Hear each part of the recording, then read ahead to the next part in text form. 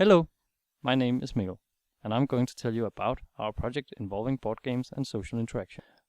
Board games have in recent years been on the rise to the point that some even claim it is experiencing a golden age, with board games outselling computer games in some countries. In research on games, many methods and guidelines have been developed in order to assist designers and developers in creating games.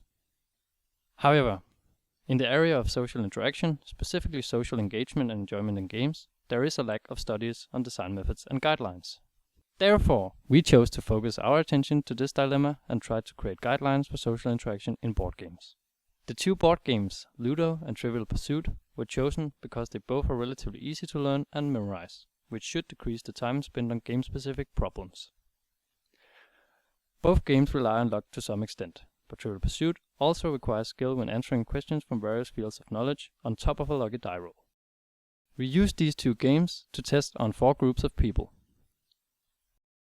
The test would include the participants playing the 2 games while being video recorded. The participants would answer a questionnaire between each session of play. The data we gathered from these play sessions were used to find out what kinds of social interaction there is within these 2 games, and how we can create guidelines according to that data. We found out that in Ludo, the more the players were competing against each other, the more engaged they became in the game. However, in Trivial Pursuit, when answering wrongly to a question, they got embarrassed. From our analysis and discussion, we developed the following guidelines. 1. When users are highly engaged in the game, they tend to use both hands. 2.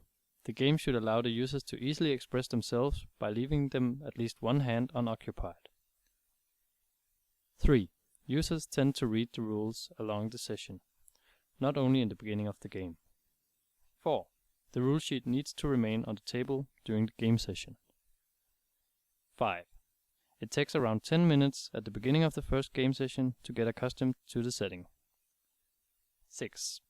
The first 10 minutes should keep the players busy with light decision making. 7. Users tend to get frustrated when they have to repeat the same step more than 3 times. 8.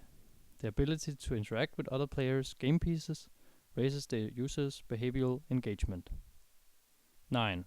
Luck joins users together, offering a slightly higher satisfaction than skill. And finally, 10.